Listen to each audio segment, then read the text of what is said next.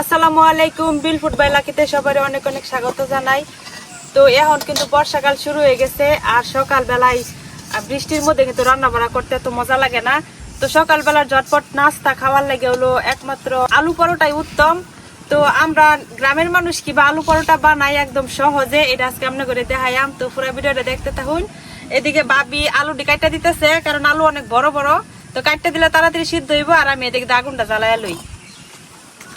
এটি তো হাইব্রিড আলু, এটার লাগে একটু বড় বেশি, এটার লাগে কাটতে লইতেছি আমরা। কাটতে লইলে আলুটা তাড়াতাড়ি সিদ্ধ হইব।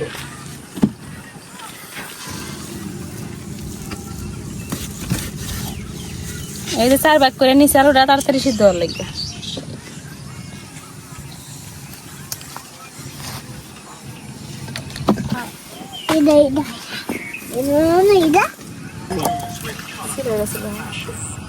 এখন পরিষ্কার পানি দিয়ে ধুয়ে নিতেছি।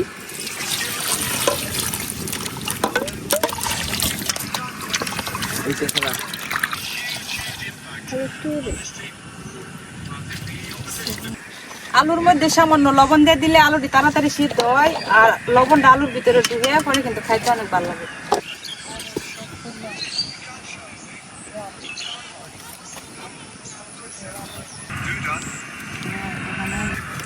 আলুর পরোটার লাগে কিন্তু আমার এই যে কাঁচামরিচ আর পেঁয়াজ অবশ্যই লাগবো, আর অন্য কোনো মশলার দরকার লাগে। এগুলো আমি ভালো মতো কাটতে লইতেছি।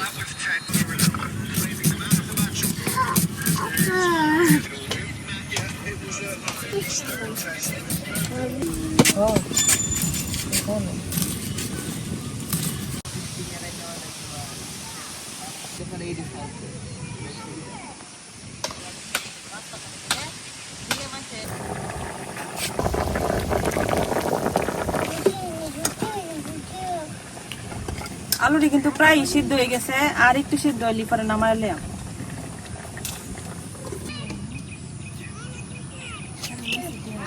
আলু সিদ্ধ হইতে হইতে আমি কাইডা বানাই লইয়াম। তো আলু পরোটা সাধারণত ময়দা দেওয়া বানা, আর আমরা কিন্তু আটা দিয়েও বানাই। আটা দিয়েও কিন্তু সুন্দর ফুলে একদম ময়দার মতো। তখন আমি আটা লয়ে লইতেছি, এখন লবণ দেওয়া দিতেছি, আর দেয়া দেম হলো সয়াবিন তেল। এখন এই তেলের মধ্যে ময়দাটা খুব ভালো করে মাখাইলাম।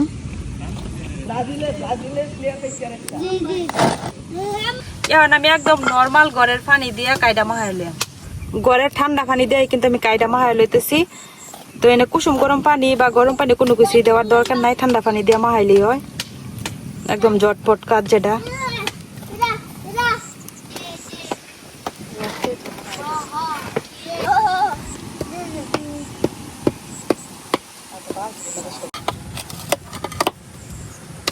এই যে আমার আটা কিন্তু মাখানি হয়ে গেছে গা, আর এই যে দেখুন কতটা নরম হয়েছে, একদম রুটি যেমন বানায় এরকমই নরম হইব।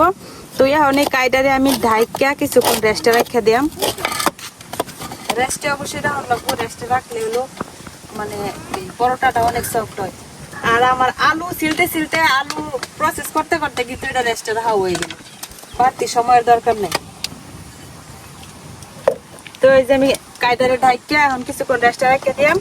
আর এই দিক দিয়ে আমার আলু সিদ্ধ হয়ে গেছে, এখন আমি আলু দিয়ে উঠে এলাম।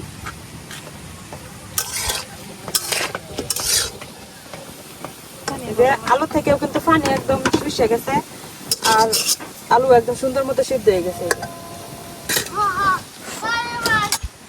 এখন আমরা আলুগুলারে খুব সুন্দর করে সিলাই লইয়াম। আলুর যে চামড়া সহ কিন্তু সিদ্ধ করছিলাম, এর লেগে চামড়াটি ফালাই দেওয়া লাগবো। অনেক গরম, গরম অবস্থাতেই করতেছি, তাড়াতাড়ি করার লেগে।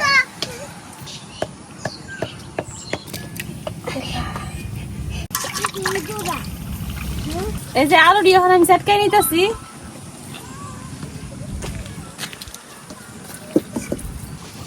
তো ভাবি এদিকে আলুগুলা চটকাইতে চটকাইতে আমি তেল দিয়ে দিলাম এর মধ্যে। খুব অল্প পরিমাণ তেল দিলে হইব। এখন যে ভাবি যে কাটে রাখছিল পেঁয়াজগুলা, এই পেঁয়াজগুলা দিয়ে দিতেছি। পেঁয়াজগুলা হালকা নরম করা পর্যন্ত ভাজলাম।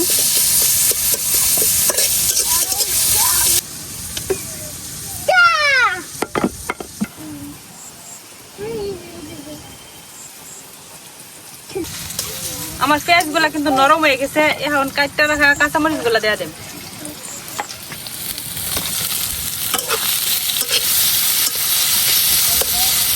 পেঁয়াজগুলো কিন্তু ভাজা ভাজা হয়ে গেছে আর মরিচটাও হালকা সিদ্ধ হয়ে গেছে। এখন আমি আলুটা দিয়ে দিই,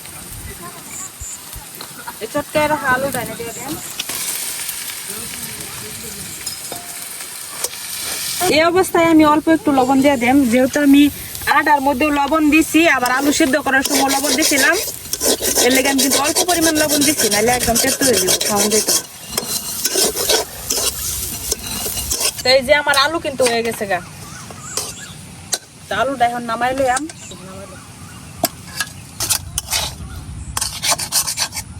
আলু ভর্তাটা আমি বাড়ির মধ্যে উড়ায় রাখতেছি, তাহলে তাড়াতাড়ি ঠান্ডা হইব। কড়াই যেহেতু গরম, কড়াইয়ের মধ্যে রাখলে কিন্তু তাড়াতাড়ি ঠান্ডা হইতো না।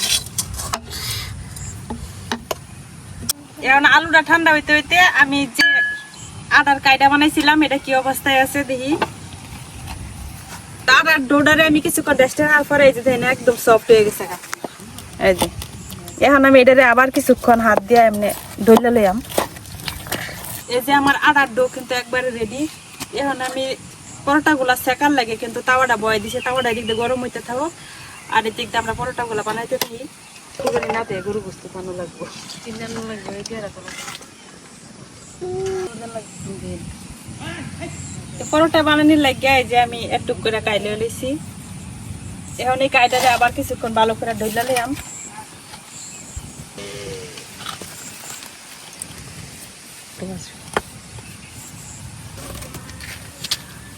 তো আমি পরোটাটারে এখন এই পর্যন্ত একটু বেলছি, মাঝখানেটা বাড়ি থাকবো, সাইড দিয়ে পাতলা পাতলা রাখা লাগবো। তখন এই যে আমি আলু ভর্তা লইছি, এখন এই রুটির মাঝখানে দিয়া এটা পুরোটা আলুটা দেখা রুটির মাঝখানে দিয়া এখন আবার যেরকম একটা গুল দিছি দিয়া হাত দিয়ে হালকা হালকা চাপ দিয়াম, যাতে ভিতরে আলুটা সুন্দর করে চারদিকে ছড়ায় যায়। এখন অল্প একটু ময়দা দিয়া এটা আবার বেলে লইয়া,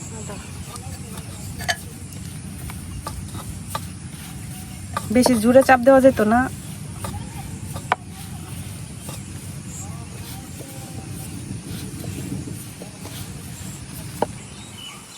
তো এই যে আমার একটা পরোটা কিন্তু হয়ে গেছে গা।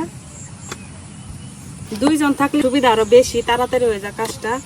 আমি এদিক দিয়ে আলু বরে বরে দেই আর ভাবি বেলোক, আর পাশাপাশি আমি হলো সাথে সাথে রুটি দিয়ে সেক খেলাই।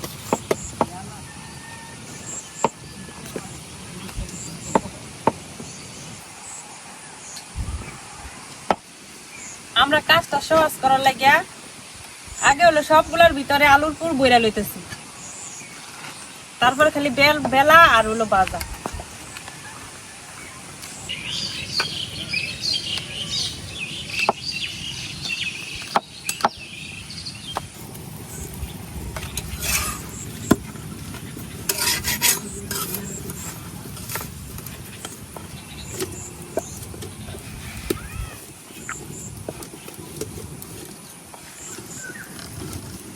এই যে পরোটা বানানি শেষে আমি এটা বাজিয়ে নিতেছি।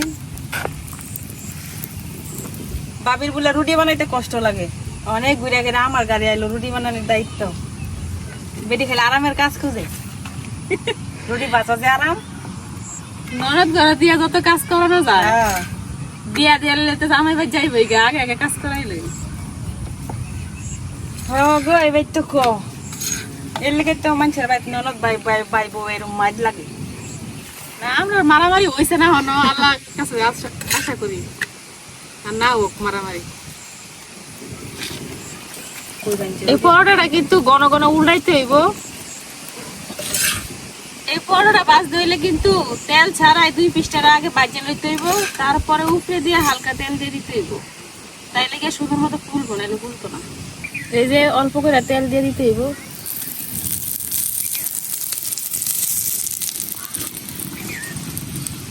একটু বেশিক্ষণ রাখলে এই যে মসমস হইব। আলু পরোটাটা কিন্তু মসমসা খাইতেই ভালো লাগে, কারণ ভিতরে যেহেতু আলুর পুর থাকে। নর্মাল পরোটা কিন্তু এত পুরা পুরা বা মসমসা না খাইলেও ভালো লাগে, আর এটা যেহেতু আমরা অন্য কোনো কিছুর সাথে খাইতাম না, এলে কিন্তু উপরেরটা একটু ক্রিস্পি হইলে ভালো লাগে খাইতে। এই যে একটা পরোটা কিন্তু ভাজা হয়ে গেছে। আমার কিন্তু সবগুলো পরোটাই বেলা শেষ। আলু পরোটা বানানোর পরে যে আলুটা থাকে এটা দিয়ে আলু পরোটাটা খাইতে আরো বেশি মজা লাগে। অনেকটাই কিন্তু আমরা বাচ্চা গেছে আলু ভর্তা। এই যে বানানোই শেষ হয় না, বই বাজার এই লোকটা খালি কাজে ফাঁকি দিত। আয়ো না আয়ো, বেটেন মানুষ বেশি কিছু কন জানা, পরে রাগে ফেললে যাইব গা। রাগ করে বাপের বাড়ি দিয়ে বয়ে থাকলে আমরা লস। কাজ কামের দিন তো কইরা খাওয়াই, আমি তো সারা জীবনই খাওয়াই। আমার তার খাওয়াইতেন না সারা জীবন, আমি না খাওয়াই সারা জীবন আমার কই পাইবেন কই? যে কদিনই খাওয়াই এই কদিন তো খাওয়াইলাম।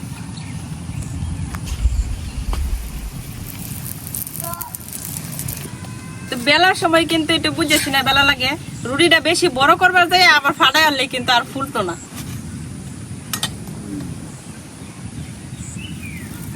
তো আমরা রুটিগুলো কিন্তু মিডিয়াম সাইজ হইছে, এর চেয়ে যদি আমরা আরো পাতলা করতাম তাইলে দেখা যেত যে সিরা ফাইরা বার হয়ে যেত গা।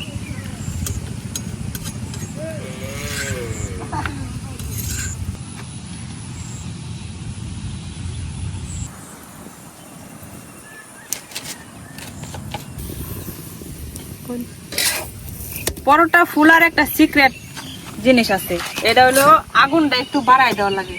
তো পরোটায় তেল দিতে গিয়ে একটা কথা মনে পড়লো, আমার এক আপু কমেন্ট করছে, কালকে দেখলাম, আমি কিন্তু সবার কমেন্টই পড়ি।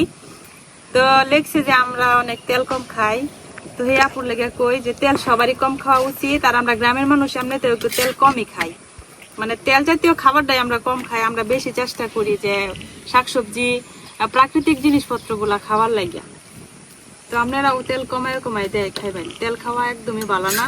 যদিও আমি ভিডিওতে সুন্দর দেখানোর লেগে বেশি বেশি তেল দিয়ে রান্না করি, কিন্তু এই খাবারগুলো তো আমরাই খাই, আমরা খাই আবার আমরা অসুস্থ হয়ে যাই। তাহলে কি দরকার, যেটা সত্যি এটাই দেখাই, মিথ্যা অভিনয়ের তো দরকার নাই। পরোটা কিন্তু আমরা সবসময় খাই না, কারণ এটা তেলে ভাজা হয়, মাঝে মধ্যে খাওয়া হয়, বেশি একটা পরোটা খাওয়া হয় না।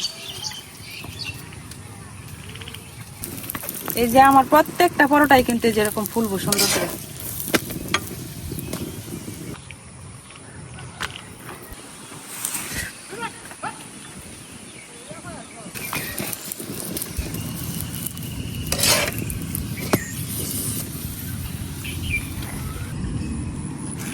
এই সেপসেপে পানিতে কিন্তু মাছ পাওয়া যাইব, কই মাছ।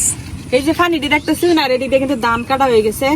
তো এখন কিন্তু এই পানির মধ্যে কই মাছ উজাইবো, মানে কই মাছ উজাই আইয়ে তারপরে আমরা এখান থেকে কই মাছ ধরি। তো কয়েকদিন পরে এখনো আইসে না, খুঁজে দেখছি আমরা, কারণ বৃষ্টি হইতেছে মাত্র 2-3 দিন যাবত। কয়েকদিন পরে কই মাছ ধরে রান্না করে আপনাদের সাথে শেয়ার করবো।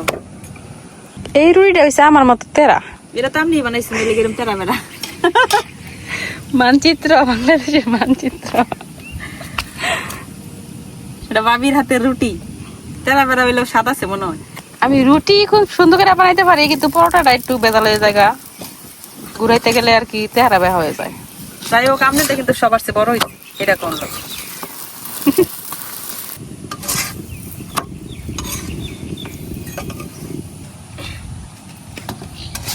বাবির হাতের পরোটাটা ক্ষত বিক্ষত করে আছে, মানে রাগে করছে কিনা কেরা জানে, আমি বেলবার কইছি দেখিয়া, এখন এটা ফুলে না। ননদ তো ননদ সারা জীবন বাবির দুষ ধরে গেল। যেটা সত্য এটা দর্শকও জানে। দর্শক জিদ দেওয়ার ফালাই দিতেছে, ফালাইতাম না, খাওয়ানোর জিনিস। তো এই যে আমার কিন্তু সবটি পরোটাই ভাজা হয়ে গেছে গা, এখন হলো খাওয়ার পালা। এই যে আমরা পরোটা কিন্তু রেডি। যে আলু ভর্তাটা বাচ্ছি, এই আলু ভর্তাটা লয়ে লইছি, এই আলু ভর্তাটা দেয় কিন্তু পরোটাটা খাইয়া একটা পরোটা আমরা করে চিরা দেয়, যদি অনেক গরম। এই যে ভিতরে আলুটা যেহেতু সাদা এলে কিন্তু বোঝা যাইতেছে না, আলুর মধ্যে হলুদ দিয়ে দিলে বোঝা যাইতো। এটা দেখতে কিরম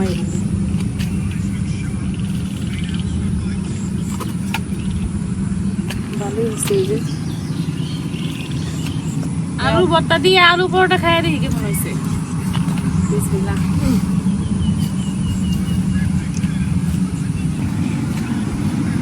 ভালো হয়েছে। এই দুইটা পরোটা যদি খাওয়া হয় তাহলে কিন্তু একবারে পেট ভরে যায়, আর এক দুবার ঠাজা। তো এই বৃষ্টির সকালবেলা যখন ঝামেলা থাকে, এই সময় কিন্তু আমরা আটা দিয়ে খুব সহজে এরকম পরোটা বানাই লই, আলু পরোটা খাওয়ার সময়। বেশি কথা কয়ে লাভ নাই, বেশি কথা না কই, বেশি কথা কইলে খাবার ডিস্টার্ব হইব। পরে বাগে কম পাইয়াম, ভাবি বেশি খাই আলবা আমার। তো যাই হোক, আজকের মতো এই পর্যন্তই। সবাই ভালো থাকবেন, সুস্থ থাকবেন।